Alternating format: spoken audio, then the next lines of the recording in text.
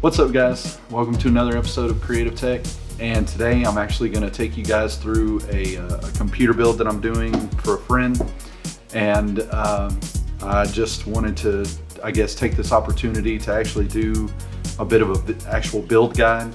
So with that said, I'm gonna, go through all the parts, and then I'm gonna, take the time to show you guys what I do to, assemble everything and put everything together to make sure that you have a successful build. And after it's all said and done, you actually get your PC to post. So we decided to go with Ryzen. We have a Ryzen 5 1600. Micro Center was having a really good deal on it, so I couldn't warrant spending double the price for a 2600 for a marginal difference in performance. So with that, we've got the G.Skill Ripjaws 16 gig kit at 3200 megahertz, because if you watched my video in the past about AMD and Intel and all of that stuff, you know that AMD, it really needs faster RAM than Intel does. I'll link that video up here in the corner. We're gonna be putting that into our MSI B450 Tomahawk, and we're gonna be using a GTX 1660. The 16 line from NVIDIA, this is technically a touring card, but it does not have ray tracing, which at this point in time and for the foreseeable future, ray tracing isn't going to really be relevant, so it's not worth the premium to get an actual real-time ray tracing card. We got our power supply from Corsair. It's a semi-modular 550 watts. I actually have this cooler that was left over from another build that I did. It's the Corsair H100 IV2. This particular CPU, it actually comes with the Wraith cooler from AMD, and that's a really good air cooler. So if you do intend on building this, you don't have to have this, because this comes with its own CPU cooler, and that'll save you a bit of money, because I want to say these go for about $100. And for our storage, we're going with an Intel SSD 6. It's an M.2 NVMe drive, so that's going to help us maintain really good speeds when we're using our software and in games as well. That's pretty much going to eliminate load time in games, which this PC is going to be used for some 1080p gaming and some video editing. This case that we have is a case that I already had on hand. It's a Fractal Design Focus G. It's a mid-tower ATX case. And these go for, I want to say, anywhere from $50 to $75, so that'll be something that you'll have to factor in. Altogether, this goes well, it aligns pretty well with the video that I made talking about a creative PC, and this is more of the all-around one, not the budget one. So yeah, let's get started. Okay, so you're going to want a non-metallic, non-conductive surface to do all of this on. You're also going to want a screwdriver. I recommend number 0, and a magnetizer. We're also going to be using Thermal Grizzly's thermal paste, but you can use any brand that you have on hand. So first thing is you're going to want to take your motherboard out of its box, and you want to remove it from the plastic shielding that it's in. You're also going to want to check underneath the box to see what all it comes with. You usually get some SATA cables and the I/O shield, and definitely take out any manuals or driver discs that you may need. Once you get all of that out, you're going to want to put everything back because we are going to be using the box. I do recommend building everything that we're going to be building onto the motherboard on top of the box, because that helps keep the components on the back side of the motherboard nice and safe. Once you've got it out of the packaging, let's go ahead and set it down on top of the box. Peel off any type of cellophane that may be on any of the heat sinks, and the first thing that we're going to install is our CPU. Now, as I said earlier, we are using a Ryzen chip, but if you are going with Intel, these steps are essentially going to be the exact same. you're going to want to unhook the metal arm and lift it up, and then whenever you're going to place the CPU in, you want to make sure that you line up the gold triangle that's on the corner of the CPU chip itself and the corner of the CPU socket on your motherboard. Now be sure to just set the CPU into the socket. It should take no pressure whatsoever. Then we're going to lower the tension arm, place it underneath the bracket, and the CPU is installed.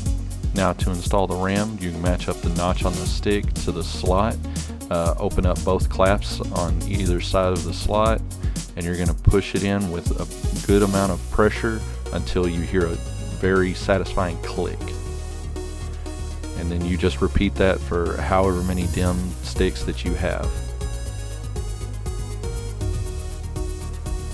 Now for this build, we're going to be using an M.2 SSD, so I will show you how to install that.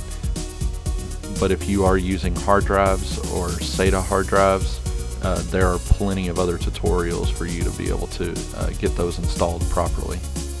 Now locate your M.2 slot and place the drive in at an angle, and then you're going to want to push down with light pressure until it rests on the peg, and then tighten the screw into place until snug.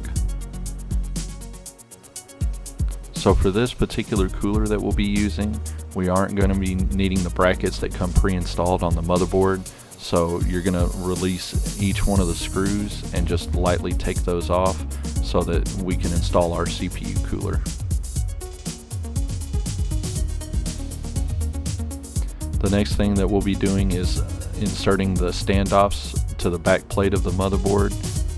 This will properly allow us to attach our CPU cooler to the motherboard and ensure a proper pressure on the CPU. Now for these, it is more than okay to just hand tighten these because we do not want to over tighten at all. Now what we're going to do is we're going to get our PC case ready. We're going to remove our left and right panels, and we're going to remove our front panel. Your case may be different, but essentially it's the same. Once you've laid your case on its side, it's time to install the I/O shield. You're going to want to apply very firm pressure on each corner of the I/O shield until you feel it snap into place. And the next thing that we're going to do is we're going to actually place the motherboard into the case itself. So hold it by its heat sinks, and you're going to kind of shimmy it into the I/O shield and do your best to line all the holes up on the motherboard with the standoffs in your PC case. Now most PC cases come with the standoffs pre-installed, but you may have to install them yourself. Next, you just go through and screw in all the screws and fasten the motherboard to the chassis itself. And I want to stress, do not over tighten. Now it's time to apply a thermal paste. I use a crisscross pattern, but most people use like a P pattern. There are people that actually spread it out all over the IHS. To each his own. This is the method that I've used for quite a few years, and it hasn't let me down yet. Now we're going to install our CPU cooler. This is an AIO like I mentioned before, but it's essentially the same thing with any type of CPU cooler. You just put it on the standoffs and tighten it down. Now we're going to install our PSU by simply sliding it into the bottom of the chassis and pushing it all the way against the back plate. Then we're going to take the screws that were included with the power supply and screw them into the pre-drilled holes on the back of the case. Now you may have noticed that I use a crisscross pattern on this. I use it on everything from the standoffs to the CPU cooler to anything that requires to be fastened down with 4 screws.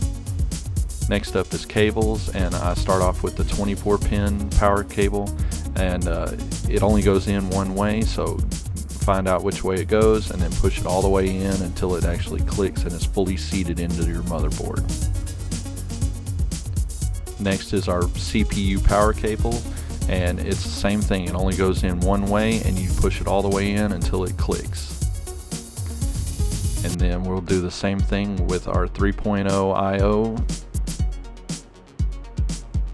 and we'll do the same thing with any USB cables or HD audio cables that you have. Now for your remaining I/O cables, like your power switch and the LEDs, you're going to want to reference your motherboard manual and your PC case manual to get step-by-step instructions on how to properly install those. Now, installing the GPU is very similar to RAM. You line it up with your PCI slot and push in until you hear a very satisfying click, and then you're going to put the retaining screws back in towards the back, and then we will place our power supply cable in just like all the others. It goes in one way and it goes in until you hear it click, and then you know that they're very well seated. And now it's time to see if we can get it to post.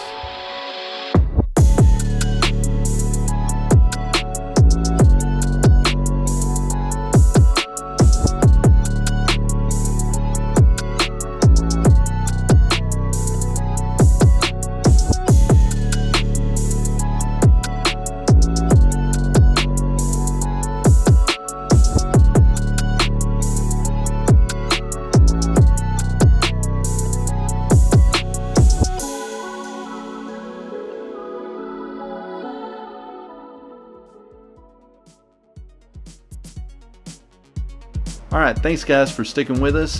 Hopefully you found that helpful and it got you through your PC build. And be sure to go down in the comments and let me know what you thought, or if you have any further questions. And be sure to like, subscribe, and ring that bell, and stay creative.